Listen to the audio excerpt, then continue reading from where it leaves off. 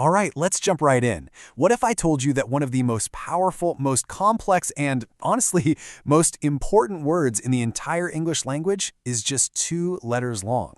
Yeah, it's a word we use constantly, pretty much without thinking, but it's the hidden engine that makes so much of our language actually work. See, this tiny little word is a total shapeshifter. Most English verbs have, what, 4 or 5 forms? This one has a whopping 8 different identities. It completely breaks the rules, and, for anyone trying to learn English, it can be a real nightmare. Now, what's really fascinating here is its connection to something called the Basic English List. This is a special set of 850 core words that are considered the absolute essentials for day-to-day communication. And our little 2-letter verb? It isn't just on the list, it's practically one of the cornerstones holding the whole thing together. I bet you're already guessing, right? It's a word that describes existence itself. It's a word that links our ideas together. And it's a word that helps pretty much all the other verbs do their jobs. So, any ideas? What is it? That's the one. It is the verb to be. I know, it seems so simple, but today we're going to break down just how unbelievably versatile and complicated this fundamental piece of our language really is. So first things first, you got to understand that be is what we call an irregular verb. And that just means you can't just slap an ed on the end to make it past tense. Nope, its forms don't follow any predictable pattern at all. You just kind of have to memorize them. And as we're about to see, there are quite a few to learn. So let's take a closer look at this shapeshifter. We're going to break down all the different masks that this one little verb wears in our everyday conversations. Okay, so here are the basics. The plain, simple form is just be. But in the present tense, it explodes into 3 different words depending on who you're talking about. Am, is, and are. Then you jump to the past tense and it changes again to was and were. You see, there's no simple rule that connects any of these. They just are. And here it is, the whole family. On top of the present and past forms we just saw, you've got been, which is the past participle, and being, the present participle. So altogether, you get 8 forms from one verb. Be, am, is, are, was, were, been, and being. Wild, right? So we know what it looks like in all its different disguises. But what does be actually do? Well, I like to think of it as having 5 main jobs in the English language. Let's walk through them. Okay, its biggest job, the one it does most often, is just being a link. It connects a person, place, or thing, the subject, to a word that describes it. This could be anything: a quality, an age, a job, even how much something costs. Take a look. In "the book is blue," the word is just connecting the book to its color, blue.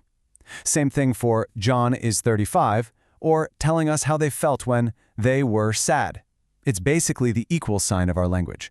Next up, job number 2. The verb be is our go-to for talking about location.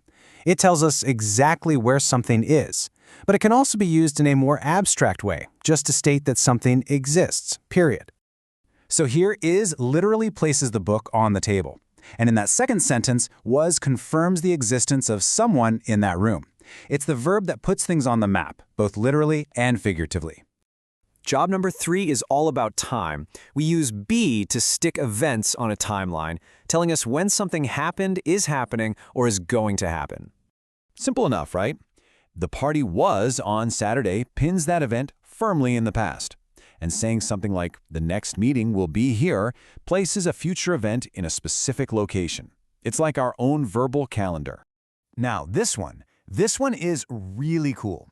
When you use that past participle form, been, it suddenly takes on a whole new meaning. It can mean that you visited or gone to a place at some point in your life. So if you hear someone say, I've never been to Disneyland, they're not talking about their state of being, They're saying they have never visited that place.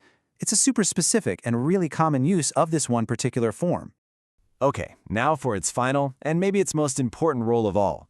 Be isn't just a main verb. It's also what we call an auxiliary, or more simply, a helping verb. It actually teams up with other verbs to create different tenses. Just look at the difference here. On the left, you've got a simple action, they leave. But you add a form of be, in this case are, and bam, the action is happening right now. They are leaving. Same thing with I waited versus I have been waiting. That little word be gives the action a feeling of duration, that it's happening over time. So let's tie all of this together. Why did we just spend all this time on one tiny 2-letter verb? Well, because if you can get your head around this one word, you've taken a massive shortcut to understanding how English really works. It really is. It's the ultimate multi-tool of the English language. Think about it. It describes things, it locates things, it places them in time, it talks about visiting places, and it helps every other verb show ongoing action. It does the work of like 5 or 6 different words all by itself. So this is the big takeaway. If you can truly master those 8 forms of be and its 5 main jobs, you have unlocked a huge piece of the communication puzzle. It's exactly why it's a cornerstone of basic English. It's not just one word out of 850. It's the key that makes so many of the other words click into place. And that kind of leaves us with a final thought, doesn't it? We usually think of simple, common words as being, well, easy. But as we've just seen with the verb to be, sometimes the most fundamental parts of our language are actually the most complex and the most powerful. It really makes you wonder what other secrets are hiding in plain sight.